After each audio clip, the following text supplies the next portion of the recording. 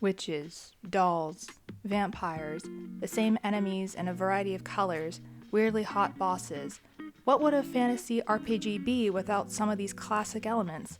If you're like me, and I'm totally dating myself here, you'll remember a time when RPG Maker horror games and the like dominated the internet during the late 2000s and early 2010s. Classics like Al Oni, Mad Father, The Witch's House, Corpse Party, Ebe, they were everywhere. It felt like you couldn't take a single gander at YouTube without seeing a thumbnail of someone playing one of these titles amongst others. Whilst A Witch's Tale isn't a survivalist horror title, the art style and general vibes of it definitely fit in with the aforementioned games. Take a seat, grab a drink, grab a snack, and let's fall into this rabbit hole, shall we?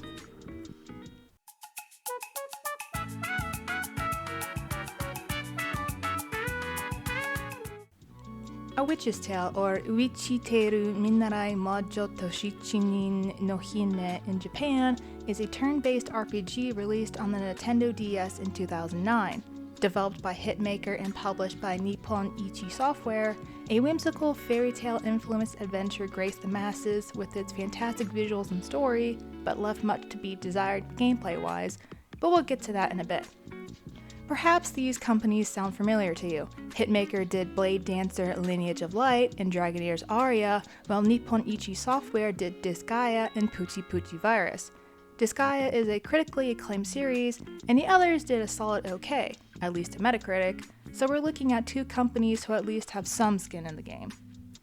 Apparently, some of the team also worked on Shin Megami Tensei, namely Persona 2. It only goes to show why the character designs of the sprites are adored amongst reviews. In the official announcement published in Nintendo Power, the art is compared to The Nightmare Before Christmas, which, yeah, you can surely see the influence.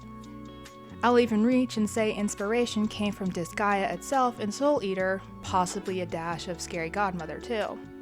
NIS and Hitmaker were hoping to make a splash with The Witch's Tale. Like I said, both already have some titles under their belts. This was Hitmaker's first DS game, and NIS America's president Haru Akanaga said this was specifically targeting a North American audience, especially preteen girls. Personally, I don't remember seeing this on store shelves, and I was part of the prime demographic. Maybe it's poor memory, maybe it's because it didn't stand out that much to me. However, after doing a playthrough and reading others' reviews, it might have been for the best. Herein lies the problem. This game was originally supposed to come out in 2008 as an action RPG. When it was drawing closer to being finished, it was suddenly delayed a solid year. While I couldn't find the exact reason why, it said there were apparent development issues and the game was undergoing some major change overhauls while the artwork stayed the same. Because the game relies solely on the stylus, it's possible the original gameplay didn't utilize it as much as initially planned. I really don't know. I tried digging for a reason and found virtually nothing. Either way, the adventure aspect of the adventure RPG got dropped in its entirety and a drastically different game was left in the wake. Upon opening the game, we're greeted with a scrolling cutscene telling us of an event that happened 1,000 years ago. A tribe of witches lived underground, surrounded by darkness and decay and a destructive power that dwelled down there with them. They used this power to create rune magic that was potent but incredibly dangerous. Despite being super powerful, the witches envied those who lived on the surface because, they lived underground. Not everyone is a cave-dwelling goblin like me, but I digress. The witches sought destruction with these runes on the surface, invading the land and taking over. Nobody could do a damn thing about it. That is, until Alice mysteriously appeared and used the rune magic against the witches, successfully defeating them in battle and saving the surface dwellers.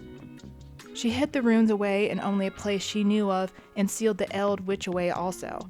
Rumor has it that the Eld Witch is still somewhere deep underground and the rune magic has disappeared, becoming a forbidden thing told in legends. The screen turns to a girl reading in a library by her lonesome. This is Liddell, the main character that we'll be playing. And yes, Liddell is yet another reference to Lewis Carroll, though this time being named directly after the girl he wrote Alice's Adventures in Wonderland for. You'll see soon enough that she's a spunky schoolgirl with sass and attitude for days.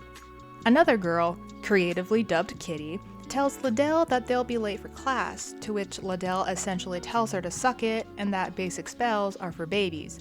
School is stupid and the other students are also stupid. Forbidden magic is wicked as hell, baby. Liddell wants to be super strong. Her usual bratty attitude curbs when she brings this up, much like she's hiding something, an insecurity perhaps, or a self-made promise. Kitty asks her where she's going to find forbidden magic. Liddell is like, I don't know, and Kitty deems it a good idea to mention a castle that supposedly has dark magic inside, which, Kitty, you're super cute, but that was decidedly very, very dumb. Despite these two clearly being friends, Liddell kind of treats Kitty more as a sidekick and pushes her around.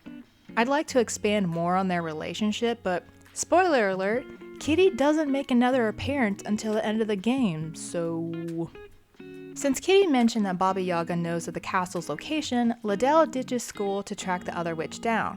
It's pretty obvious as to where we have to go since it's a one-way path from here, but the jack-o'-lanterns lining the street tell which way Liddell has to go, ask her why she's skipping school, and complain to her that younger witches don't even say hello.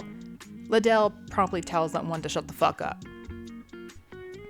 Baba Yaga is a character from Slavic folklore who usually takes on the role of a terrifying witch who eats children or acts as a guide for the hero, depending on the story. In this case, she's the latter, but has the appearance of the former. She definitely comes across as a grandmother-like figure for Liddell, even to the point where she outright refuses Liddell's request to go to the castle, but then quickly gives in. Baba Yaga warns Liddell of a nasty vampire that resides in said castle and guards the forbidden magic that Liddell is seeking out. Liddell downplays the threat, much like the stubborn brat she is, and Baba Yaga says it's time to learn a good life lesson and whacks her unconscious. Which, yeah, that definitely solidifies her role as a grandmother. The world fades to black, and then we're shown a Scooby-Doo looking ass castle where Liddell wakes up in a torture chamber. Liddell is weirdly into it, not in a gross way, and we can go around examining the different devices. This feature is important for something we'll get to shortly. Exiting the room brings us to a spooky hallway. At the end of the hallway lays a coffin surrounded by red roses.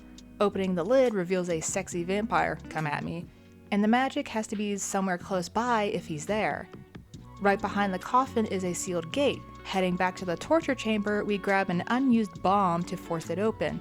The explosion unsurprisingly wakes the vampire up, and he's alarmed by Liddell's presence. There's a back and forth of, "What are you doing here?" and "No, don't touch that," and Liddell's "eat shit" replies.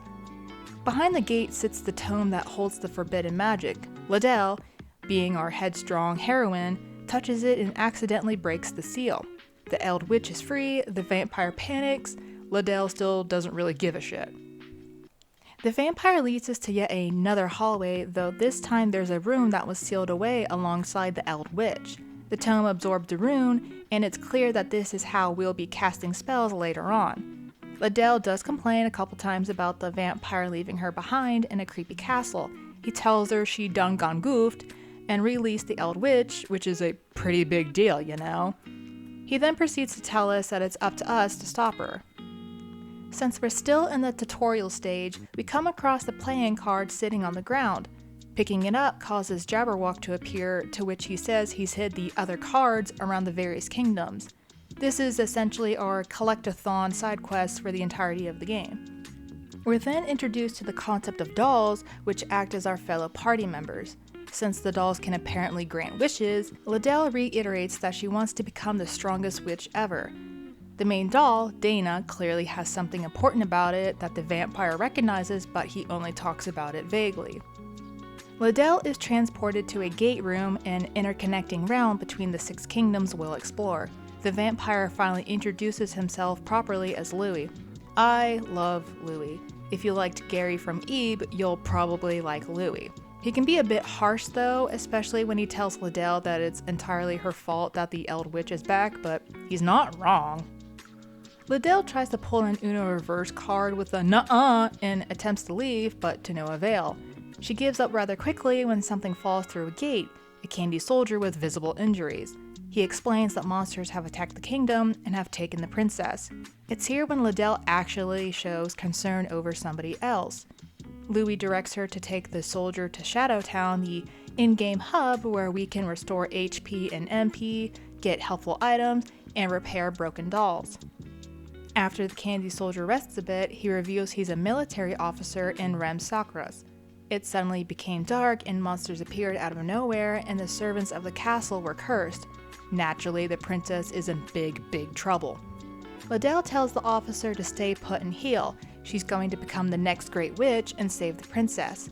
Louis' proud to see her taking responsibility, but Liddell deflects it and is reminded that it is technically her fault and only more people will get hurt if she ignores it.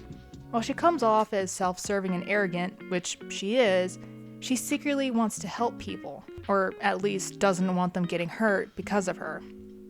You could take a moment here and walk around Shadowtown, and its inhabitants will explain functions like inventory management, how to exchange ingredients for helpful items, and how they're all the victims of a tragedy that happened 1,000 years ago. When we're ready to depart to the First Kingdom, Louis gives Liddell a tomato, a holy grail object that revives us in battle and deals a deadly blow to the enemy. He also tells Liddell that she can use the rune magic to fight monsters, and how only she and the Eldwitch can wield it. Liddell thinks that she's the chosen one, much like how Alice was a millennium ago. Alice tends to come up in conversation quite a bit throughout the game, and it's obvious Liddell admires her but refuses it. This is also the start of a running gag where she'll whack Louis whenever she's embarrassed. Anyway, Louis explains that the Eldwitch has cursed the kingdoms and is targeting their princesses specifically. Each one holds a sigil, and when combined, those sigils will lead the way to Alice. Herein lies the main objective of the game. We'll have to collect every sigil, find Alice, and seal away the Eldwitch. Rem Sakras is the first of the 6 kingdoms that Liddell has to save. Louis does in fact tag along due to the fact he failed in his guarding duties, but he doesn't become part of the party. He's mostly there for story reasons and for when a tomato gets used. He'll also be in bat form for most of the game here on out, so he doesn't run into enemies from the past, whatever that means exactly. Rem Sakras is this game's version of Candyland. The ground is made from chocolate squares, dollops of whipped cream line the edges, there are strawberry trees, a candy maze, macaron island, lots of cake, and candy men for NPCs. Said NPCs are crucial to the game since they act as a guide to where you're supposed to go or what you have to find, but don't provide any certain direction. Each level is made up of a grid-based dungeon crawling system, so we have to basically go to every corner in order to progress. Exploring these kingdoms can find us new dolls to use in battles, useful items, and the Jabberwock's cards. We can essentially go anywhere we want, but it's pretty linear story-wise. In order to reach a new area, we need this certain item, or we need to speak to a certain NPC to trigger something, etc.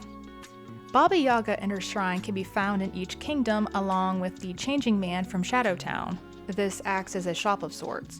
Meeting her the first time presents a conversation of how Liddell enslaved the evil vampire along with some other little quips. Speaking with Baba Yaga also presents the exchange option, as to which there are 2. Neither of them will become available until we find each of the 3 ingredients needed. The first option is in the core game as they become keys for the castles, and the second is for the new Game Plus mode. In this case, we'll need burnt butter, honey needle, and meringue to get the key. I can't call them side quests per se, but they're more like tasks we have to complete to get these items. They're pretty cut dry in terms, but we do have to go back and forth on the map quite a bit.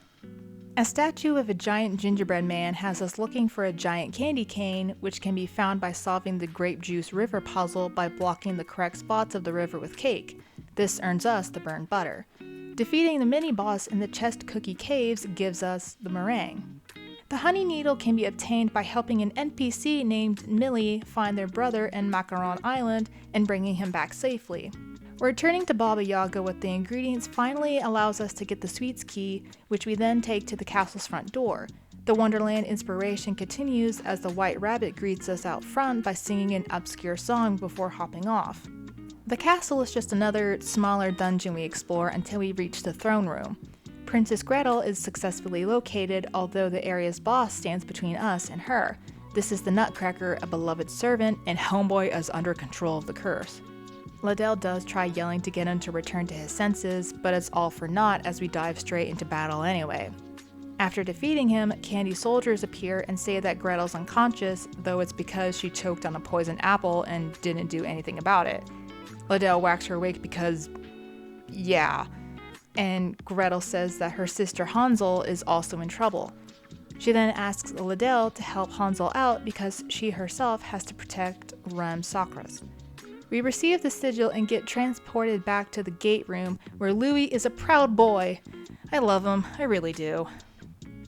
Our next destination is Ramborius, a snowy kingdom covered in ice. It's the standard ice level you see in RPGs, so it's not exactly revolutionary, you know? It's here where we meet the Mad Hatter, another Wonderland staple. Like the White Rabbit, he speaks in metaphors and riddles, but he's essentially telling Liddell that this is some serious shit. He's also kinda...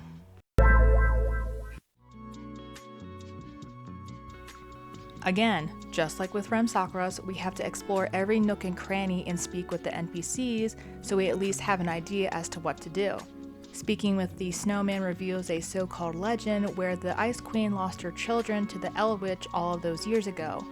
The Ice Queen grieved the loss, and since Alice comforted her, she repays the kindness by serving the Ice Kingdom's princess. Two key items accompany this tale, the child's tear and the mother's tear. Each are needed to melt certain icicles that are color-coded to acquire other objects to continue, like the flower petal needed for Baba Yaga. There's this random dude lying in front of a cave and Liddell has the gall to be like, "Move your ass!"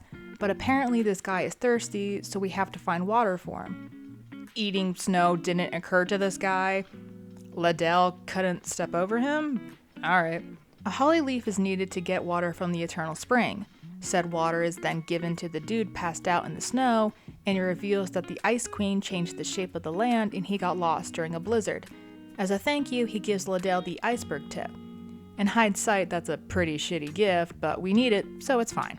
Once Buddy is out of the way, we can explore the ice cavern and go against a mini-boss to retrieve the snowgrass, aka the final item needed for this kingdom's key. I think this only happens when you no longer have a tomato in your inventory, but Baba Yaga appears when we're about to enter the castle, saying that she has a tomato. The way it's worded made me think that she outright gives it to you, but apparently that's not the case. If you want another tomato, you'd have to go all the way back to her shrine and ask for it. I said screw that and continued because I'm a baller. Like with Gretel, Hansel is in a precarious position, although this time she's frozen in ice. The Ice Queen is the boss we have to face, and she's kinda... Once she's defeated, there's some back and forth between Liddell and Hansel about how the Ice Queen was being an overprotective mother and how a mother's love persists. Liddell, clearly downtrodden, says she doesn't get it. For foreshadowing. Hansel's sigil is ours, and we're back to the gate room to have more proud Louis and Liddell clearly becoming stronger. For a moment, it's unclear where we're going next, but then a ghost appears of a fairy who talks about the world being filled with angry people, how they used to be friends, and asking them to please not hurt them again. For foreshadowing. The conversation with the ghost opens the next kingdom, Florin. Like Ramborius, Florin's landscape is another typical theme, this time with traditional Japanese motifs.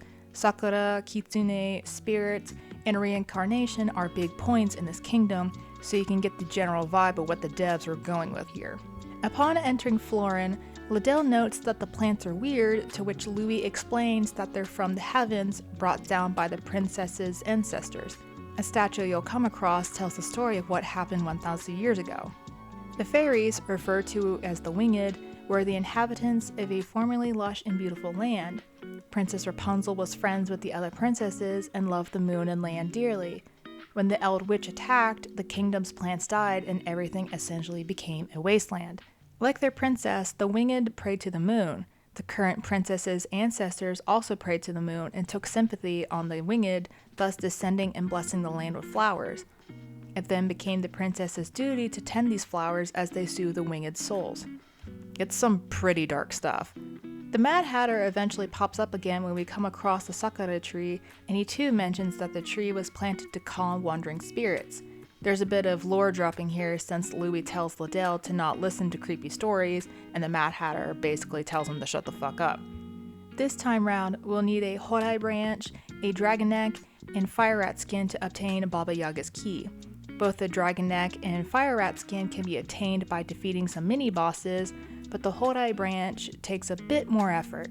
2 spirits dwell in a red graveyard and a white graveyard. The red one houses the ghost of Ohana, and she claims that she can't go to heaven without his forgiveness, and says he slumbers in the field of ivory petals. Going to the white graveyard, we find the ghost of Taro, and he says he died before he could work things out with his girlfriend and he must apologize. We're tasked with bringing a bellflower to the ghost of Ohana so she can pass on, and then the ghost of Taro can pass on in turn. Doing this gets us a hint to solve the puzzle in Kakakuri Graveyard and take the underground grave path. During our journey, we actually encounter the March Hare and Dormouse for the first time, though the conversation is short since they're there to evaluate the person Mad Hatter thinks so highly of. We head to the castle, make way to the throne room, go against the moonworm, or dragon, and release Princess Kaguya from some golden bamboo. Even she's like, damn, this curse is crazy, and how much it must have sucked for the winged. She reveals that she can only return to heaven once the sorrow fades away from the spirits' hearts. Kaguya proceeds to ask Liddell to go to Osaria and help them out before giving over her sigil. Back in the gate room, Liddell mentions that this is the power she's always wanted, but she continues to grow more worried the more she uses the runes. Louis asks if she wants to quit, and Liddell shuts his shit down fast. On the way to Osaria, another cutscene plays, though this time it's of a little Liddell standing by her lonesome in the snow. She's calling out for her mother and talks about being cold before falling asleep. A glowing silhouette wakes her up with a warmth, and we're finally transported to a beach overlooking a Red Sea. We make like Jesus and walk on water to find a path to the kingdom, only to come across the Cheshire Cat. He tells Liddell that the sea is pissed for her walking on it, and whoop, there we go, falling into the abyss. We arrive in a coral cave, and the Cheshire Cat once again shows up. He really tries to give Liddell riddles about air, but her dumbass isn't having it. Surprise, surprise, it's the obligatory underwater level where your HP drops and you have to find air bubbles. Cool. Like the previous kingdoms, we'll have to go around and find mini-bosses to obtain their special items. Finding the Seahorse in the Sea Lord Palace and obtaining the Black Pearl is easy enough. The other mini-boss, though, is a gangster shark named Sammy the Drifter. We have to track down Sammy 3 separate times in order to get the Rainbow Pearl. Each time we talk to him, he puts on this tough guy attitude, only to get his ass kicked by Liddell.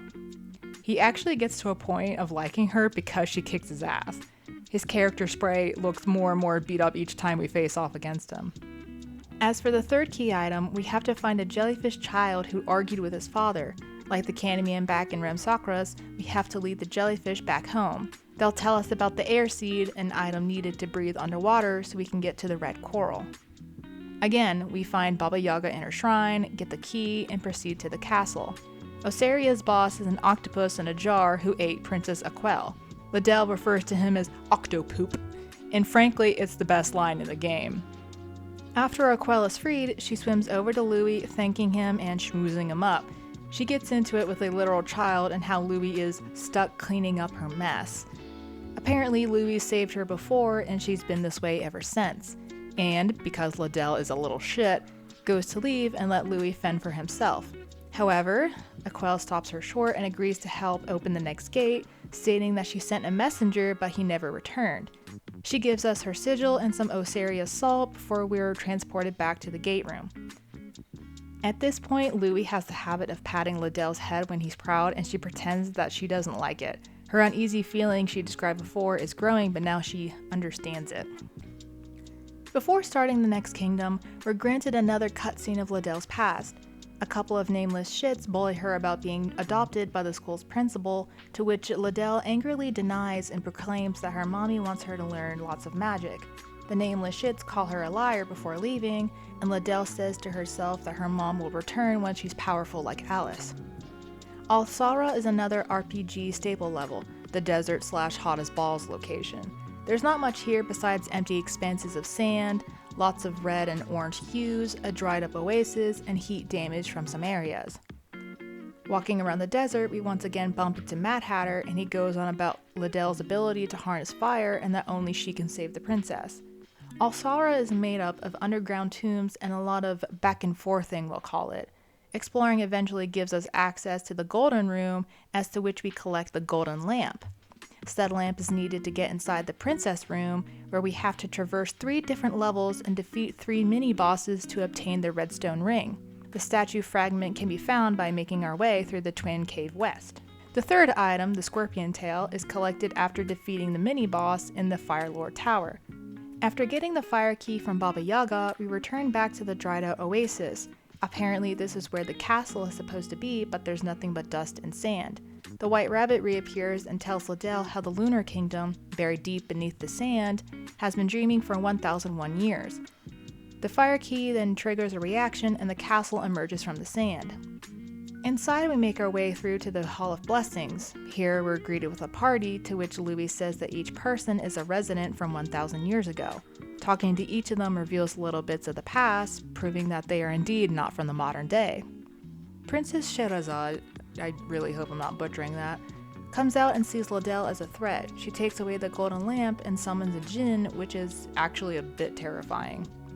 Once his blue S is defeated, we meet the present-day princess, Lady Lyra. Turns out that she dreamt of ancient Alsara and its first princess, Shahrazad. The curse must have awoken her spirit and made the castle sink under the sand. What's more, we're provided a bit more story of the past, mostly how Shahrazad just ascended the throne a day prior to the Great War with the Eld Witch. Lyra is really cool though, and it's obvious as to why all the other princesses look up to her. Again, we get the sigil, go back to the gate room, have some more character building with Liddell. She's at the point where she realizes how deadly the runes truly are, and that she could have easily turned out like the Eld Witch. Such powerful magic is incredible because of the light it brings, not for its dark destruction. Artis is the final kingdom in Liddell's journey. Unlike the previous 5, Artis relies solely on science and machinery. The place is metallic, heavy with steam, uses electrical tunnels and moving platforms, and is generally a total 180 to the whimsical fantasy we've encountered thus far. A final cutscene shows little Liddell wondering why her mom left her and says she'll become strong and get her back. Why her mother left her in the first place, I don't know. Why they used this small amount of information to show Liddell's main drive, I don't know. There's significantly less overworld exploration, as we're primarily stuck to the electricity tunnels and its offshoots to progress. Louis already mentioned earlier that the princess's name is Dorothy, and the Oz motifs carry on a bit through the characters. We encounter a painting of the Scarecrow and Tin Man, and they're both crying and ask Liddell to save Dorothy since she no longer trusts them. Talking to these two grants us the old key, which is used to get the light bulb, an item needed both for Baba Yaga's key and to access the catwalk. Exploring the different areas of the electricity tunnels, we'll find numerous puzzle pieces with wires attached to them. These pieces are needed for a rather large puzzle involving the large clock in the middle of the kingdom. The Mad Hatter will show up again, and even he's like, yeah, this clock is fucked, but it's okay because you'll fix it. Wink. I love this guy. Louis, however, does not. Solving the puzzle gives us the broken spring. The third object, Cursed Oil, can be found by defeating a robot in the bottom pit. This is officially the last time we retrieve a key from Baba Yaga and hunt down 3 specific items. Outside of the castle, Liddell exclaims, "Let's save the princess!" To which Louis replies with, "For the sake of all of them." Because that's not saddening at all. We're met by the final Oz squad member in the throne room. Dorothy is nowhere to be seen, but the lion is standing in her stead. Once it's defeated, Dorothy immediately gets way too intense and tells Liddell to just kill her already. Naturally, it's like, okay, damn sis, chill, and Liddell actually slaps her. Dorothy claims that Liddell is bad because she uses the same runes as the Eld Witch. Dorothy even says so herself, that she can't trust others and all she needs is others' powers. Louis drops the bomb on Liddell by telling her that Dorothy's father was betrayed and killed by his most trusted servant. Talk about a big yikes. It's clear Liddell sees herself in Dorothy and calls the other out on her bullshit. Dorothy respects her for it, grants Liddell her sigil, then basically tells her to go kick the Eld Witch's ass. Okay, now that we're drawing closer to the end of the story, I'll say that from here on, I'll be discussing some spoilers, so if you're interested in this game yourself, you can jump to the timestamp on screen. If you don't mind spoilers, then let us continue. Now that all of the sigils are gathered, the path leading to Alice is ready to awaken. Unfortunately, Louis does not join us, but he does tell Liddell that he had a lot of fun and warns her that once she goes to Alice's kingdom, she cannot return. Liddell falls through the so-called rabbit hole and ends up in a maze forest.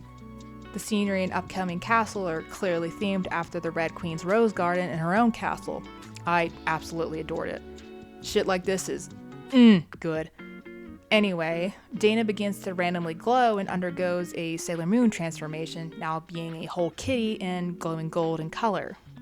We begin to traverse through the maze and run into characters from before. The Jabberwock shows up, says how proud he is of Liddell, then makes a comment about the secret door isn't open yet before disappearing. While this does seem vague, it's in relation to the cards scattered throughout the kingdoms, so we can disregard that for now. The Cheshire Cat hangs out in some trees the further we move into the maze, but he's not really helpful. We can, however, come across the White Rabbit and March Hare, and from these encounters we obtain the Dulcer Both plus the Dormouse. Eventually, we find our way to the Mad Tea Party. The Mad Hatter invites Liddell to take a seat so the occupants can tell her the story of what happened 1,000 years ago. In simplified terms, people crossed the ocean and settled on the surface, creating a total of 6 kingdoms. The surface and underworld had an uneasy peace, but that very peace failed when the underworld grew jealous of the surface dwellers. Because they used such powerful magic, the climate got all screwed up and the kingdoms got their distinct habitats from it. Queen Alice and her servants used that very same magic to fight back and seal the witches away. She even went to the underworld to look after the witches and their power. Afterwards, she reformed the kingdoms to form a large seal before disappearing for good. Liddell continues on her way and shortly comes across Alice's castle. Card guards welcome her, and once more we join Louis and meet Alice. Despite her guilt being obvious, Alice congratulates Liddell for saving the kingdoms and bringing her back the runes in a roundabout kind of way. Liddell makes some remarks about meeting Alice before, saying that her warmth feels familiar, but Alice low-key shoots that shit down. As she goes to return the runes to Alice, the Eldwitch appears. Everyone is unsurprisingly shocked because, what? Alice gets fucking impaled from the back. She's now dead on the floor, and the Eldwitch is like, "You dumb bitch, you can't use the same trick twice, ha!" She tries to convert Liddell to the dark side, but to no avail. We head into battle against her, and the Eldwitch is kinda...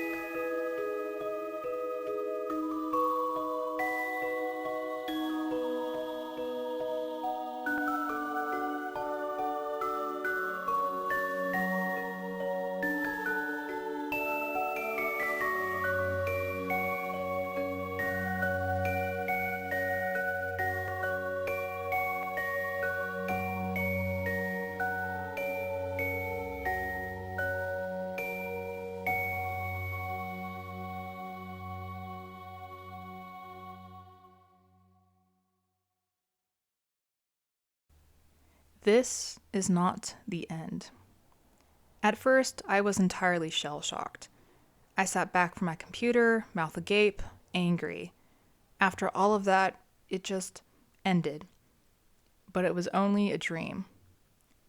I mentioned before about the new Game Plus mode. I'm pretty sure most of you are aware of what that means, but for the odd duck, it's essentially when a game resets but has new aspects added to it. New locations, new powers, new boss fights, that sort of thing. A different side of the story is often revealed. I didn't have it in me to replay this a second time through to see the true ending, and I'll go into that a bit more when I discuss the gameplay. I cannot tell the story myself of what happens, but there are these 2 posts from Angel Peach on GameFAQs that go into detail. In the Third Kingdom, there used to be this path you couldn't take, the path of reincarnation. If you go through this path in the second playthrough, Liddell ends up in ancient Florin 1,000 years before. It's a beautiful place with lush green grass, beautiful flowers, and even people with butterfly wings. One of them is missing her bag, and Liddell has to go and find it. She finds one of those crystals where you find a princess doll and breaks the crystal, revealing a ladybug bag. Just as Liddell is about to return, she meets a girl with silver hair and red eyes.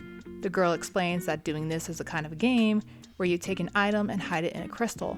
Liddell has never heard about this game though. Liddell is the first to break the girl's crystal though, so she's impressed. After some talk, we find out that the girl is the princess of the underground, Anne. Liddell and Anne play for a bit, and though Liddell would love to keep playing, Anne can't because of her princess duties. She gives a bracelet to Liddell with a promise that they will play again someday. Finally, Liddell is able to return the bag, and in thanks, she gets to meet Rapunzel, the princess of this place. The winged princess looks familiar to Liddell, but this seems to be the first time they met. Rapunzel is happy to hear that Liddell was able to become Anne's friend, believing she could use more. Rapunzel also gives Liddell a doll that is shaped like her. At this point, we should also realize that Rapunzel is the same ghost that came to Liddell before she even came to the Third Kingdom, saying how not only was her friend, but Liddell's as well. After the talk, Liddell appears, and Louis says he's been looking all over for her. She starts to cry, and Louis tells her to dry her tears. Then he notices the bracelet and the doll. Did she always have those? The rest of the game is the same until you need to go to Alice's kingdom. When you land, the place is covered in darkness. In the next area, Liddell thinks she sees Anne, who suddenly becomes the Eld Witch. The Eld Witch asks Liddell where she got the bracelet she has. If she had that bracelet, she wouldn't have lost all those years ago, and demands Liddell to return it, forcing Liddell to fight. Once Liddell has won, in sadness, she asks if the Eld Witch is Anne. At this point, the Eld Witch looks like Anne once again. Anne wonders how Liddell could know. Then she explains how she got the bracelet and how they promised to play again. Anne smiles as she remembers and is either surprised or happy that Liddell could remember. Then she fades away and Liddell falls to her knees and starts crying. She's still crying as she tries to walk through the forest maze. March Hare and Dormouse wonder why she's crying, but she tells them to leave her alone. The White Rabbit sings a song like he always does, and the Cheshire Cat comments how unnecessary her tears are. Finally, Liddell finds the Mad Hatter, who tells her that in this world, just because someone dies, it does not mean it's goodbye. It is possible for them to meet again, which cheers Liddell up a bit. Mad Hatter then realizes he is late for the tea party and leaves. When finally making it to the tea party, Liddell sees the 6 princesses she rescued. They heard she was going back to her world, and they wanted to see her off. Louis comes forward and explains that this has all been a dream of Alice's creation, or something along those lines. Liddell realizes that it's possible for the others to forget her, but Aquelle mentions that there's no way she could forget because they still have to fight for Louis' affections. Though Liddell denies it, Gretel notices her blush and thinks it's cute. Liddell decides to give the tome back to Louis, claiming that she doesn't need the runes to become the world's greatest witch. With a smile, Louis agrees to hold on to it. Finally, it's time to say goodbye. Louis gives a necklace to Liddell, and a gentle light bathes her, which proves that it was Alice who did it to her when she was a kid. She is told to come back to them when she is older, and the credits roll. This time, when Liddell wakes up, she finds she is in the library. How long has she been sleeping there? She can't seem to remember her dream either. However, she notices something around her neck, the necklace. Louis stands on the roof of the library under the night sky, and the words "The End" appears. Once again, I am reminded as to why Louis is my favorite character in this game. Liddell is a spectacle herself. At the time when this game came out, bratty female protagonists were still pretty new and just catching on in the gaming world. Personally, I thought her spunk and stubbornness was endearing. Female characters of this caliber tend to either be misunderstood or straight up dunked on. While I wish her backstory was shown earlier and had a bit more to it, her development is apparent. At the true ending, she's much more mature than at the very beginning. She's still a kid. It's okay to cry, to set these huge goals, to let your selfishness cloud your thoughts. She grows with it and learns right from wrong.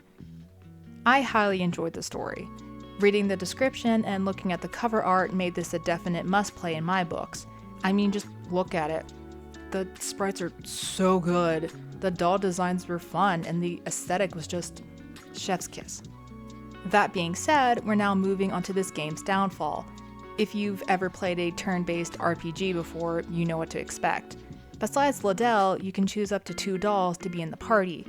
Each character gets a turn, and you can select whether to attack, use magic, use an item, or retreat.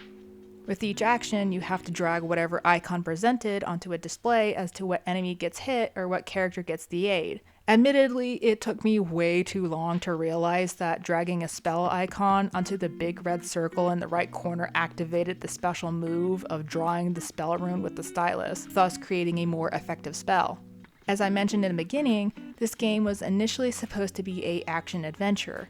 Enemies were meant to be scattered throughout each kingdom, and you could encounter them on your own behalf, not get randomly attacked out of the blue. Since this was changed, a lot of the world felt strangely empty.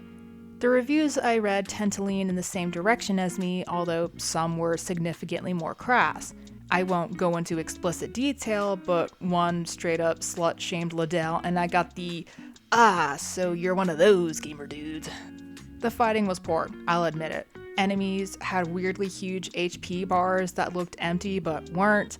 Everything felt a bit too slow, and the fact that enemies were the same but different colors wasn't that intriguing. Moreover, 2 types of the same enemy were Meat Kid and Creamer. Fucking Creamer. Navigation of the maps was confusing at best, and it was stupidly easy to miss a path because it looked like the wall. Using the stylus for everything isn't necessarily a bad thing, but the execution could have been better, especially with the exploring aspect. Compared to the character art, story, and visuals of the lands, this game had some true potential.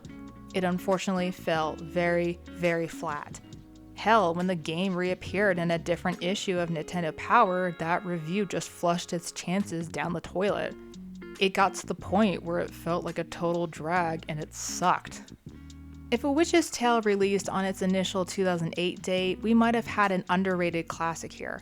It's memorable in the way you think of a game that made you grimace from how bad it was. It wasn't horrible, mostly because everything else outside the fighting screen made up for it. I can't really say it warrants a single playthrough because you do have to do a second one if you want to see the true outcome. It's a very pretty game. I love reworking fairy tales and the like into darker content, and I'm a huge fan of Alice in Wonderland and the aesthetic that surrounds it. With a little bit of tinkering, this could make for a kick-ass horror game. Thanks for watching! If you liked this video, leave a like and comment and all that other fun stuff. Help me grow this baby channel. Until next time, this is Icky Mickey. Goodbye!